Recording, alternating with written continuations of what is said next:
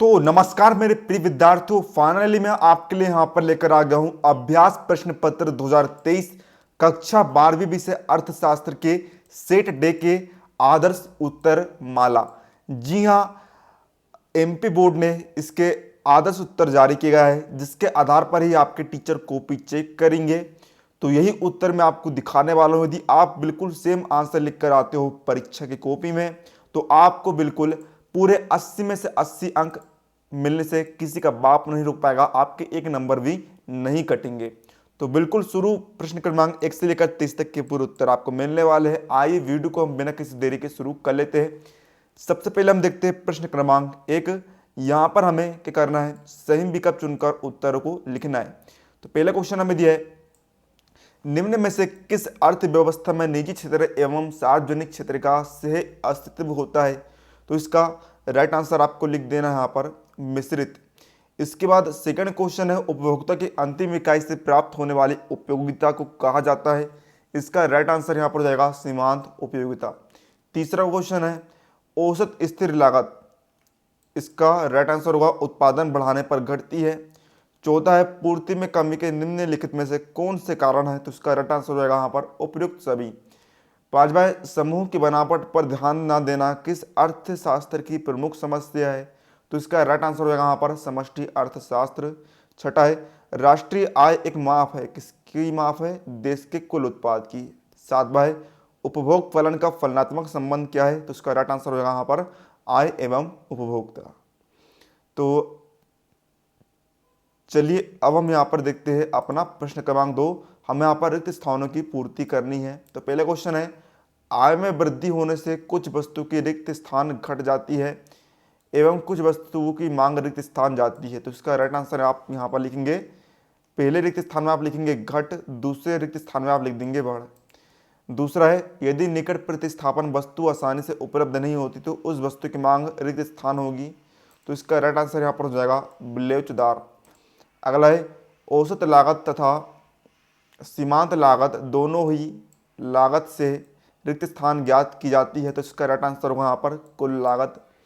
अगला है, पूर्ण प्रतियोगिता एक रिक्त स्थान स्थिति होती है। तो इसका उत्तर होगा यहाँ पर काल्पनिक। अगला है,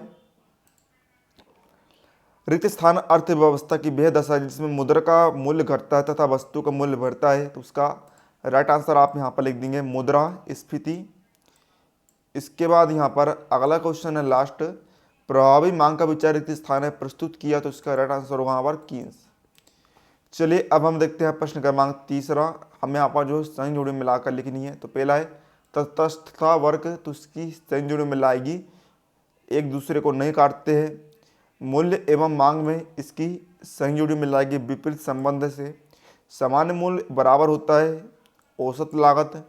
वस्तु की पूर्ति का संबंध वस्तु के लागत से। अधिक की बजट व्यय का आय से अधिक होना। प्रतिभूति विनिमय दर, स्टॉक एक्सचेंज शेयर। प्रश्न क्रमांक 4 में हमें यहाँ पर प्रश्न को उत्तर एक शब्द या फिर एक वाक्य में देना है। तो सारे क्वेश्चन आप देख सकते हैं यहाँ पर दिए गए हैं ना।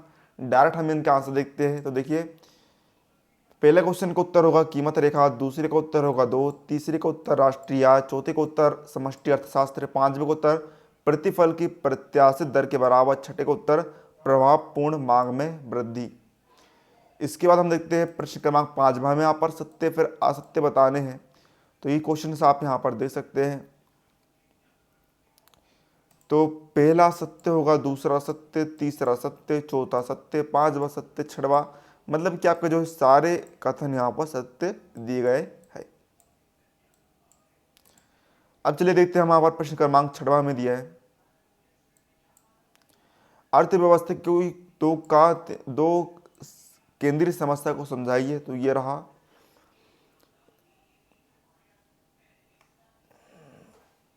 रहा, इसका उत्तर आपके सामने स्क्रीन पर। छठे क्वेश्चन का आंसर है ना, अर्थव्यवस्था की दो केंद्रीय समस्या। इस तरीके से आपको उत्तर लिख देना है। फिर इसका 7वां क्वेश्चन है। 7वां क्वेश्चन हम देखेंगे, कुल उत्पाद का अर्थ लिखिए। तो ये रहा इसका उत्तर। इस तरीके से आप कुल उत्पाद का अर्थ यहां पर आपको लिख देना है।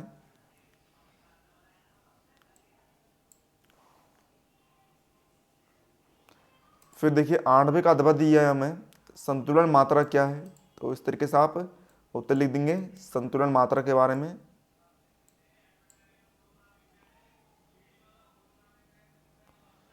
फिर देखिए 10वां क्वेश्चन हमें दिया है श्रम, 9वां क्वेश्चन है श्रम बाजार में मजदूरी का निर्धारण कहाँ होता है, तो ये रहा इसका उत्तर आपके सामने स्क्रीन पर।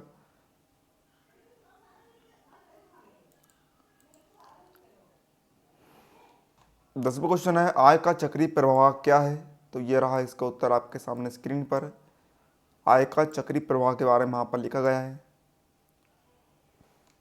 जा सकता तो है। 11वां क्वेश्चन है 4 राष्ट्रीय आय के लाभों को राष्ट्रीय आय से समझाइए, हम किसी देश के तो ये रहा निवासियों के इसका उत्तर रहन आपके सहन के सामने। स्तर के राष्ट्रीय बारे में आय के जानकारी आंकड़े प्राप्त किसी होता देश है। की आर्थिक प्रगति के सूचक होते हैं। पूरा उत्तर आप यहाँ से लेकर यहाँ तक आपको लिख देना है।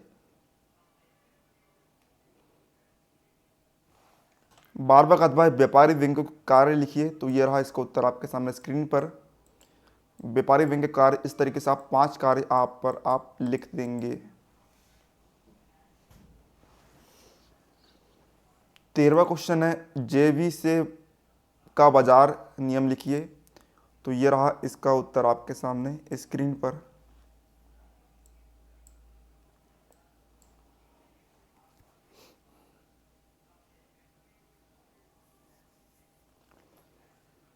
फिर हम देखते हैं प्रश्न क्रमांक 14वां अथवा है पूर्ण रोजगार से क्या से है, तो यहाँ पर आप देख सकते हैं पूर्ण रोजगार की परिभाषा यहाँ पर लिख दी गई है।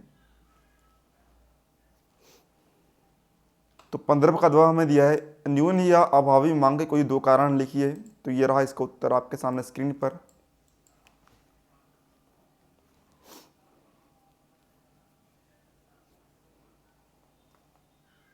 16वां का अथवा क्वेश्चन है मांग की लोच को प्रभावित करने वाले घटकों को लिखिए, तो ये रहा इसका उत्तर आपके सामने स्क्रीन पर, है ना।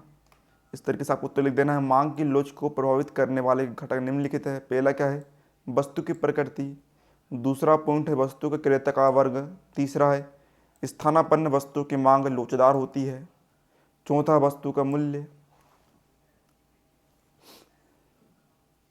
पांचवा समाज में धन के वितरण का स्वरूप। फिर संयुक्त मांग। इस तरीके से आपको सारे यहाँ पर घटक लिख देना है। 17वां का अथवा हमें दिया है निम्न स्तरीय वस्तु किसे कहते हैं, उदाहरण दीजिए, तो यह रहा इसका उत्तर आपके सामने स्क्रीन पर, है ना। निम्न स्तरीय वस्तु के बारे में उन्होंने यहाँ पर जानकारी दे दी है।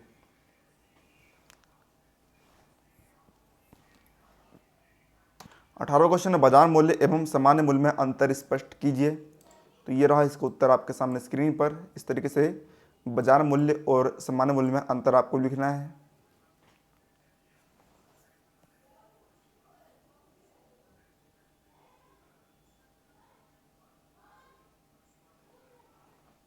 प्रश्न क्रमांक 19 भाई एक अच्छी मुद्रा में कौन कौन से गुणों का समावेश होना चाहिए, उनका वर्णन कीजिए, तो इस तरीके से आप उत्तर लिखेंगे।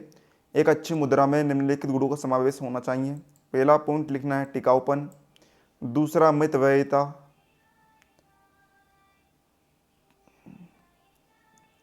तीसरा बेहनीयता।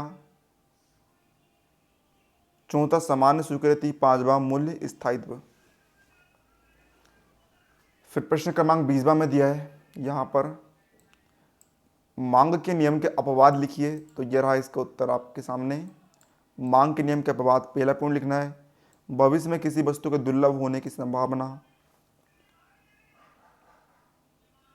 दूसरा आवश्यक वस्तु के संबंधों में यह नियम क्रियाशील नहीं होता।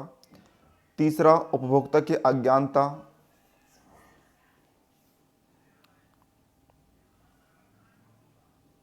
फिर चौथा जनसंख्या में वृद्धि। 21वां क्वेश्चन हम देखते हैं उत्पाद फलन के आवश्यक तत्वों के उल्लेख कीजिए, तो ये रहा इसका उत्तर। उत्पादक फलन को प्रभावित करने वाले तत्वों का उल्लेख निम्नलिखित है। पहला पूंजी की सीमितता। दूसरा तकनीकी ज्ञान एवं विशिष्टीकरण। तीसरा संगठनात्मक योग्यता। चौथा क्रमागत उत्पत्ति ह्रास नियम लागू होना। पांचवा बाजार का क्षेत्र।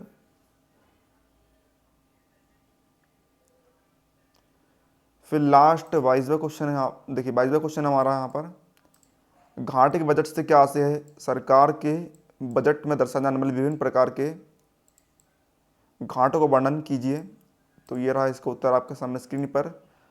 घाटे के बजट का अर्थ ये लिख दीजिए पूरा। फिर केंद्र सरकार अपने बजट में निम्न प्रकार के घाटे प्रदर्शित करती है। पहला बजटीय घाटा, दूसरा राजस्व घाटा, तीसरा मौद्रिक घाटा,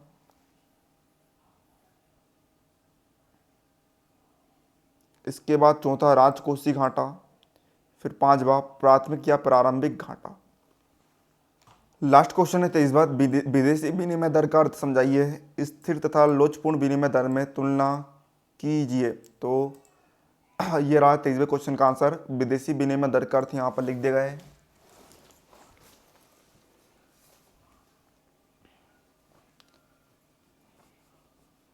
इसके बाद स्थिर तथा लोचपूर्ण विनिमय दर में अंतर यहाँ पर आपको लिखना है।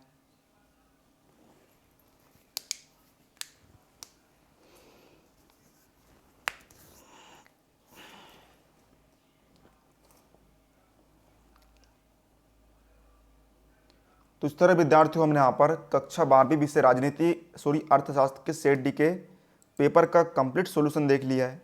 उम्मीद है आपको वीडियो पसंद आया हो तो वीडियो के लिए लाइक कर दीजिएगा। और यदि आप वार्षिक परीक्षा के रियल पेपर प्राप्त करना चाहते हैं तो आपको हमारे टेलीग्राम चैनल को ज्वाइन अवश्य से कर लेना है, जिसकी लिंक डिस्क्रिप्शन में दी गई है। क्योंकि वार्षिक परीक्षा के रियल पेपर आपको यूट्यूब चैनल पर नहीं दिए जाएंगे, सिर्फ टेलीग्राम में चैनल में दिए जाएंगे, क्योंकि रिस्क वाला काम रहता है। तो चलिए मिलते हैं अगले किसी नए वीडियो में। तब तक के लिए जय हिंद, जय भारत।